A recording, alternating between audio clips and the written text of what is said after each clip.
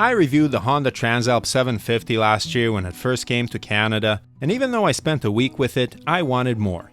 You see, due to work circumstances, I was unable to bring the bike up to the cabin I have in central Ontario, and that's important because this area is one of the best places to ride any kind of motorcycle. It's basically the off-road destination for dirt riders from all over the province, and for those of the paved persuasion, this area also offers an endless array of deserted, twisty roads, some smooth, some rough, some tight, some open and flowy. If you want to put a bike through a test, this is the place to do it. We're very lucky to have this place, and I got to know the Transalp a lot better over this extra week I spent with it. So I'm going to split this review into two videos. This week I'll bring you my pavement-related impressions, and next week we'll go off-road. Now, when I last reviewed this bike, I was pleasantly surprised by how sporty it was on the limited twisty roads near my house, 21-inch front wheel and all. So I was eager to find out if I would still have that impression on roads where you're basically on the side of your tire the entire time. What is this bike like to tour on, sport ride on, and just generally live with day to day on pavement? Stay tuned for the full details, and as always, if you're enjoying this channel, please consider helping a brother out by subscribing, liking the video, and sharing it with friends.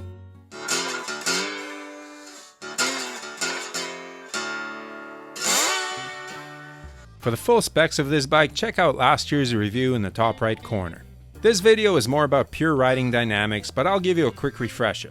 Engine, 755cc, 270-degree crank, quick revving, and sounds great.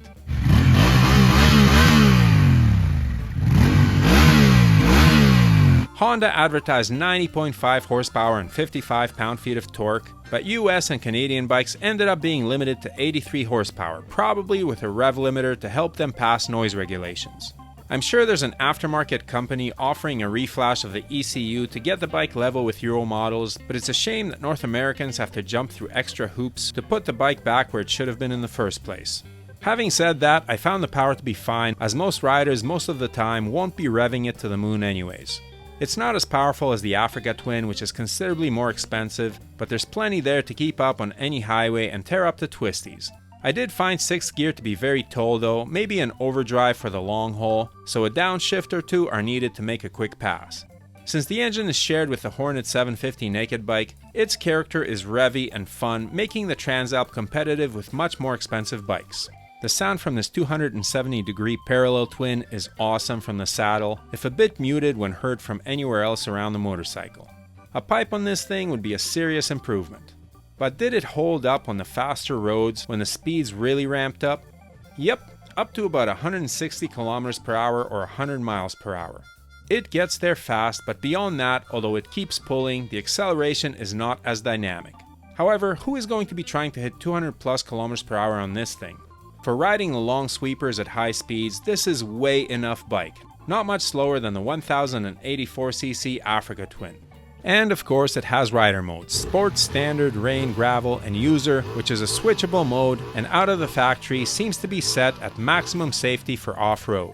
ABS, traction control, engine braking, and throttle sensitivity and power adjust to each mode, and the bike has wheelie control as well.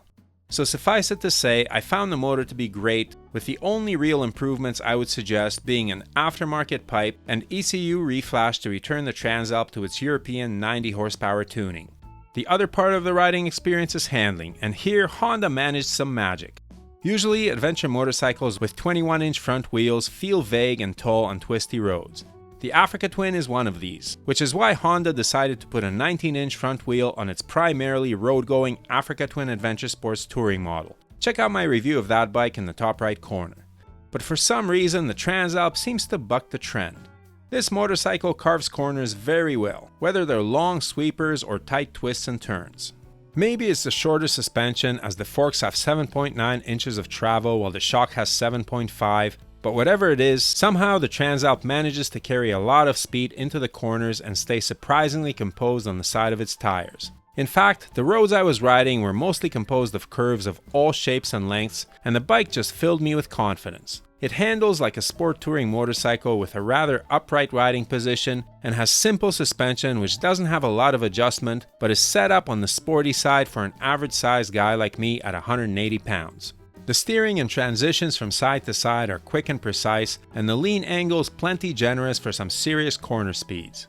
The light handling is surprising considering that the wet weight of the standard Transalp is 459 pounds, and this one weighed more because of the numerous accessories on it, including heavy ones like crash guards, bash plate, bags, and top box. I'm guessing that my tester topped 500 pounds easy.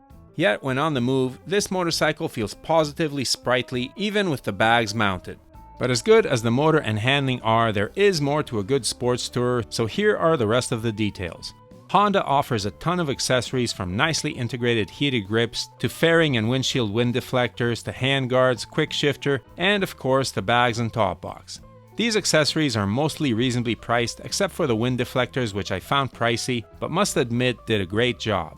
The weather protection on this motorcycle is impressive, and you don't have to be overly bundled up in order to stay warm, especially with the heated grips and handguards deflecting the wind. The bags and top box are not very expensive but are plastic and scuff easily. They are quite large though, as the right one holds 26 liters and left one 33, while the top box holds an impressive 50 and can swallow 2 full-face helmets and more. With bags and top box, this bike has only 11 less liters of storage than the Goldwing. The seating position is relatively roomy and comfortable for a wide range of body types.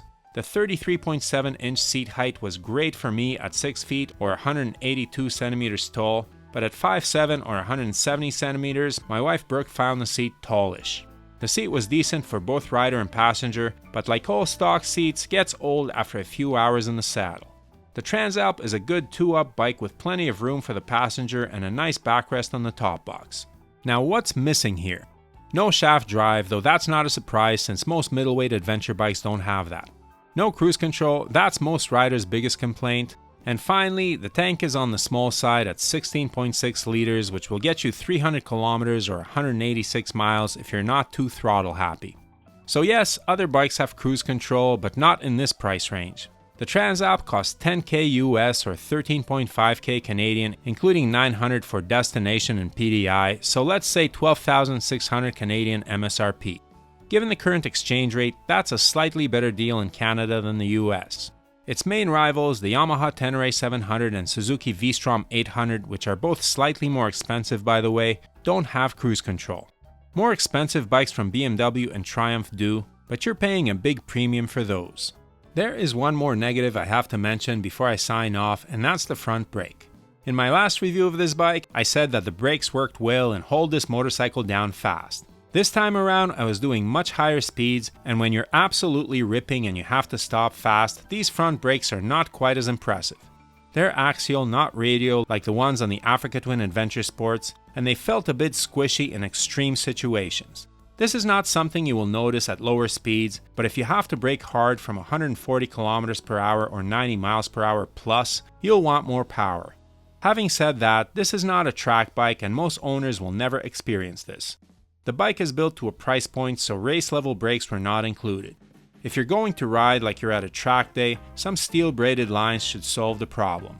There will be riders who complain about the Transalp being too road biased despite its 21-inch front wheel. The pavement-oriented tires and less suspension travel and adjustment make it less capable off-road than a Tenere 700, that's the bike I own by the way, but that's exactly what makes it a bit more capable on the road. Let's get real, most adventure motorcycles, like most SUVs, will never do any significant off-roading. The Transalp is very capable on gravel and light dirt, which is as far as 99% of owners will ever take it. If, like me, you're more of an off-road aficionado, you'll be choosing a different bike, maybe the Africa Twin. On pavement, the Transalp is so good that Honda likely worried it would cannibalize Africa Twin sales, which is probably why they didn't give it cruise control. So the final verdict is, on pavement, the Transalp is a winner, different spokes TV fresh certified. Take this bike on some curvy roads and you won't be disappointed. Tour on it and you'll get to your destination pretty fresh as well, just buy a $10 throttle lock to substitute for the cruise control. Soon I'll make a dedicated off-road video on it, and I tell you, I took it off-road including swimming, so stay tuned for that one. I'm curious, if you're an adventure rider, how much of your adventuring is on pavement versus off-road? I honestly have a feeling that the Transalp will fit riders' needs more than a serious off-road weapon. Please leave your thoughts in the comments below. Adventure on, and may the spokes be with you.